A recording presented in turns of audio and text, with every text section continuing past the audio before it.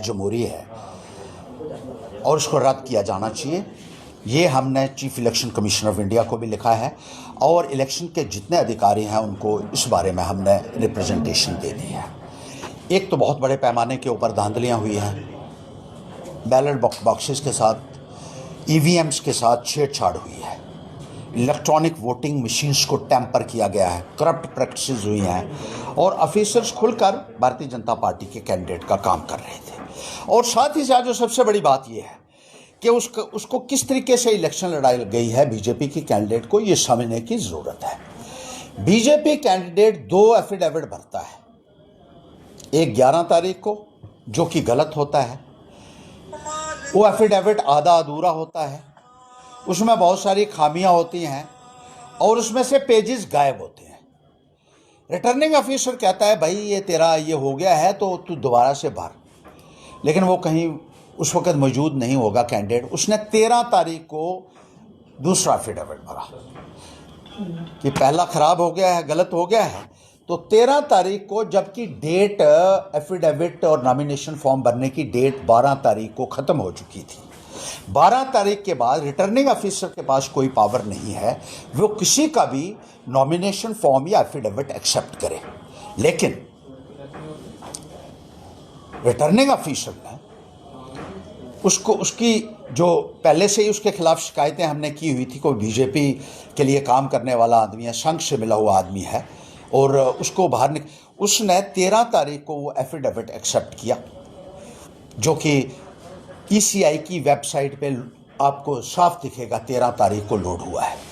जितने भी एफिडेविट आते हैं वो लास्ट डे से पहले 3 बजे से पहले सारे एफिडेविट कानून के मुताबिक इलेक्शन कमीशन ऑफ इंडिया की वेबसाइट पे लोड होने चाहिए और उसका वो एफिडेविट लोड ही नहीं था 12 तारीख तक, 13 को वो लोड हुआ। दूसरा, 2 एफिडेविट जो दिए हैं उन्होंने वो इनकॉन्ग्रुटी है उनमें, यार इनकॉन्ग्रुअस, उसमें एक में कुछ लिखा हुआ है, दूसरे में कुछ लिखा हुआ है,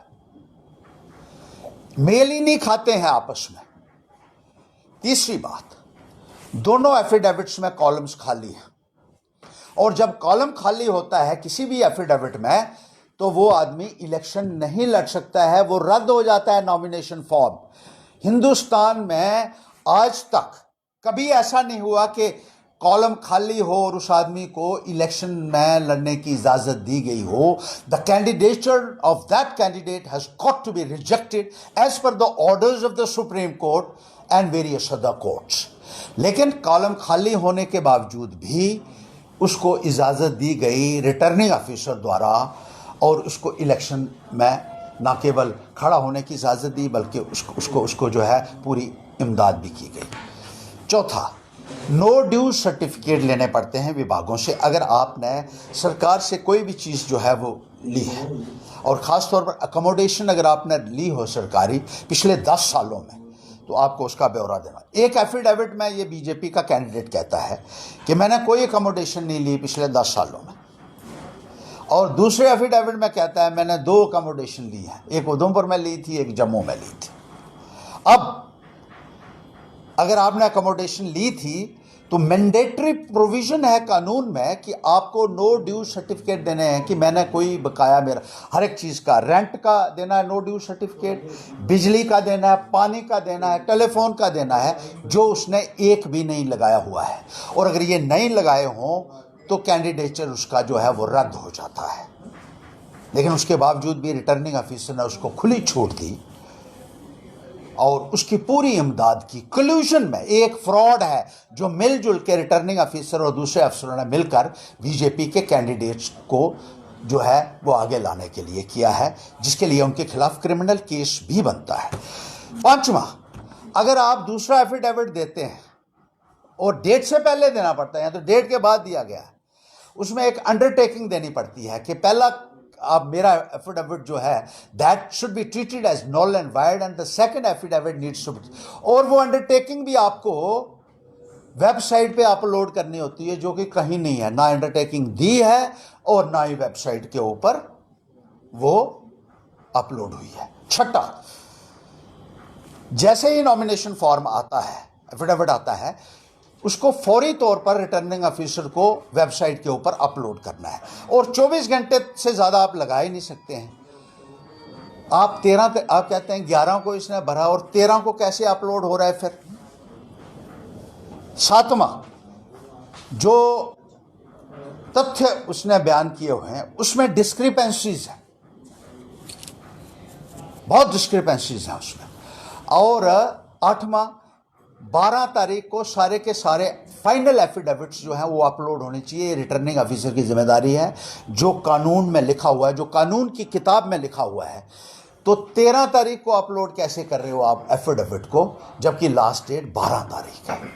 बहुत सारे ऐसे हैं। और इसके साथ ही साथ जिस तरीके से पैसे का और शराब का इस्तेमाल हुआ है, जिस तरीके से साड़ियां बांटी गई, जिस तरीके से पुलिस की गाड़ियों में शराब गई है, जिस तरीके से छतरियां बांटी गई, अम्ब्रेलास बांटी गई, जिस तरीके से सूट बांटे गए, जिस तरीके से कच्चे बनियान बांटे गए फूल की मोहर लगाकर, और जिस तरीके से झोले बड़े बड़े बांटे गए, और झोलों में क्या था ये आप अच्छे तरीके से अंदाजा लगा सकते हैं। ये इलेक्शन विशिएट हो चुका है। This election has got vitiated and this election needs to be struck down immediately by the Election Commission of India.